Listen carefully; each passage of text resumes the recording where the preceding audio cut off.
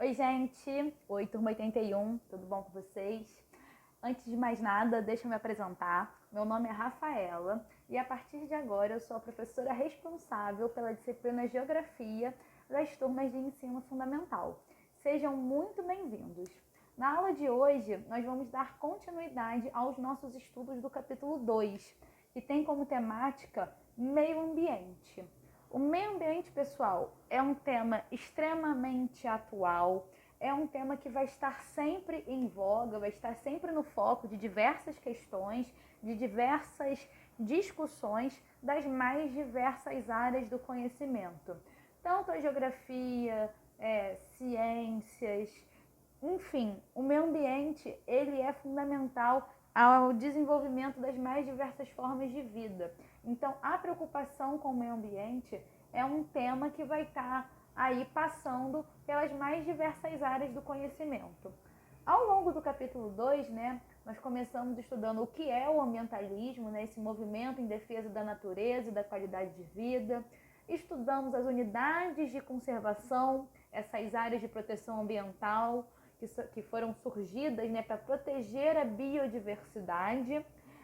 Falamos sobre as responsabilidades de um ambientalista e dos problemas ambientais no Brasil. Na aula de hoje, o nosso foco vai ser falar sobre desenvolvimento sustentável. Falar de meio ambiente e não falar de desenvolvimento sustentável é missão praticamente impossível. Então, primeira coisa, coloquei até lá no quadro pra gente, o que é o desenvolvimento sustentável, certo? Basicamente, o conceito de desenvolvimento sustentável vai dizer pra gente que a gente tem que ter um desenvolvimento ambiental nas sociedades aliado ao desenvolvimento econômico e social.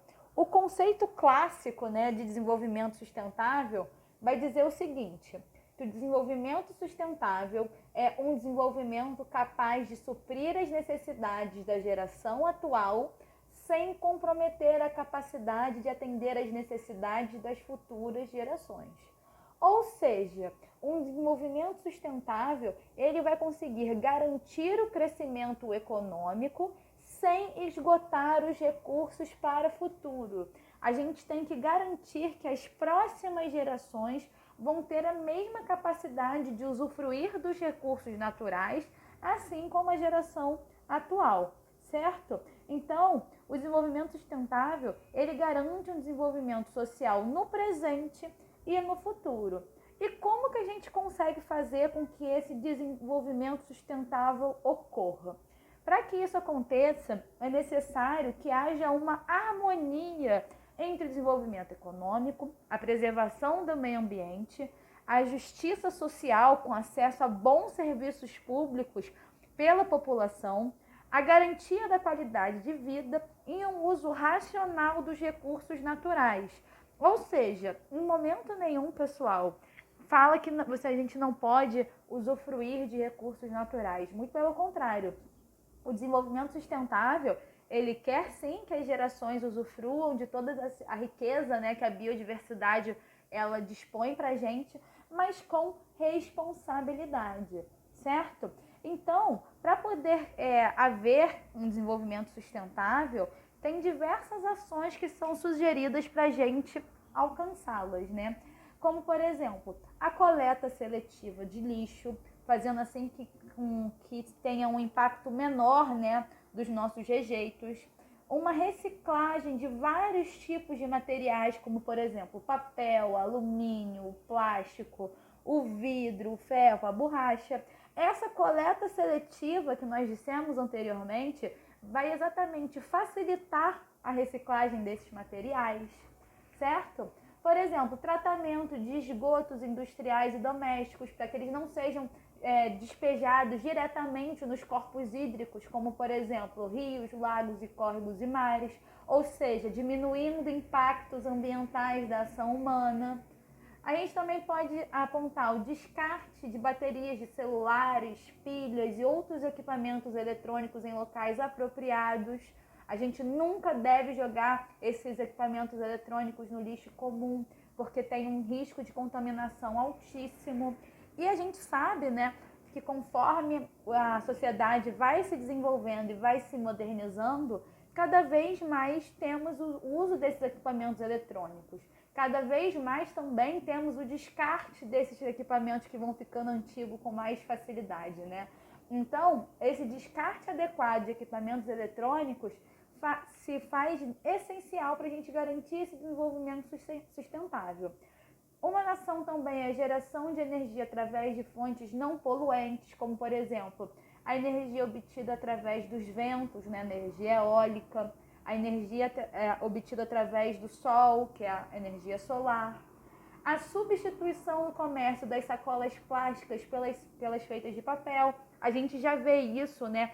Um esforço nesse sentido na prática, que os comércios, supermercados, eles estão agora vendendo as sacolas exatamente para fazer com que as pessoas diminuam o uso delas e levem aquelas sacolas de papel, reutilizáveis e tudo mais.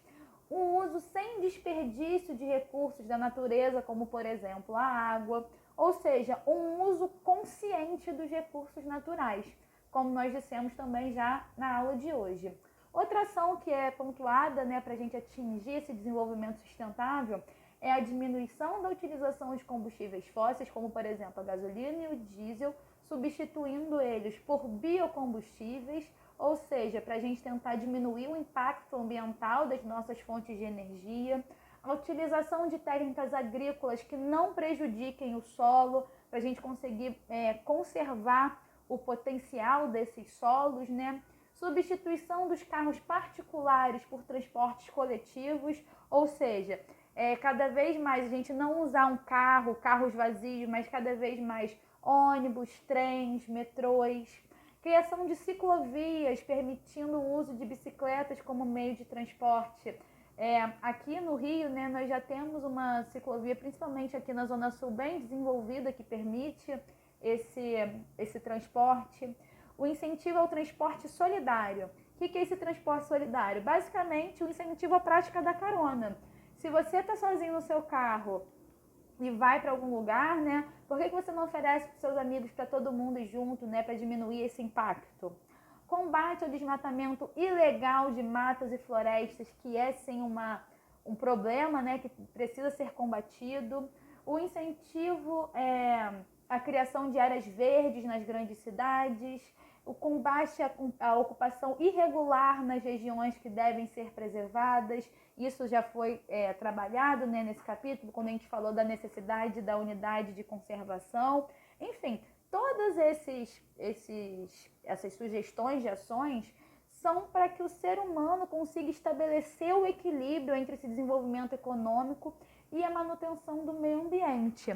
Tanto que ali na segunda pergunta que eu coloquei no quadro é qual a importância do desenvolvimento sustentável.